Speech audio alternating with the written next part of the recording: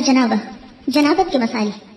جنابت کہتے ہیں اس حالت کو جو احتلام یا جماع کی وجہ سے پیدا ہوتی ہے، ناپاکی کی حالت۔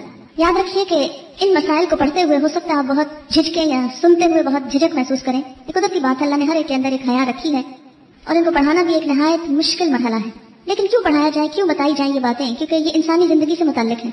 دو صورتیں ہو سکتی ہیں، ایک تو یہ کہ یہ کڑوا گھونٹ پیا جائے اور ان باتوں کی حقیقت معلوم کر کے صحیح طرز عمل اختیار کیا جائے، طہارت کا وہ معیار جو اسلام نے قائم کیا اس پر پورا اترا جائے کیونکہ اس کے بغیر ایمان مکمل نہیں۔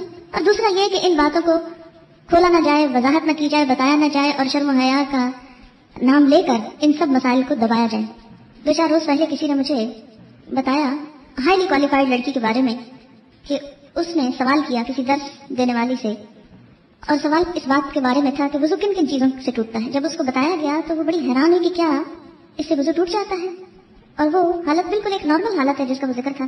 کہتی کہ میں سر پکڑ کر رہ گئی کہ انجینئر تھی وہ بچی، اتنے سال پڑھنے کے باوجود کیا اس کو واقعی نہیں پتا، یقین نہیں آ رہا تھا کہ واقعی نہیں پتا کہ وضو کس کس چیز سے ٹوٹتا ہے۔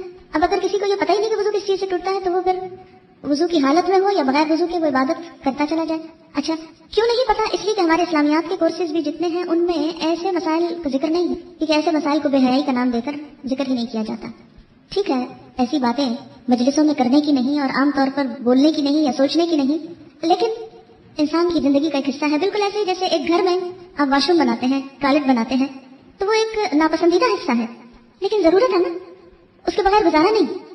تو اب اگر کوئی شخص بہت خوبصورت گھر بنائے اور وہ اس بات پہ فخر کرے کہ میں نے اس میں ٹوائلٹ نہیں بنائی اس لیے کہ وہ بہت گندی جگہ ہوتی ہے اور میں تو بالکل ناپسند کرتا ہوں کہ کوئی گندی جگہ میرے گھر میں ہو، اور اس کا تو ذکر کرنا ہی ناپسندیدہ ہے، اس لیے میں نے اپنے نقشے سے اس کو نکال دیا، تو ایسا بھلا کس طرح ہو سکتا ہے؟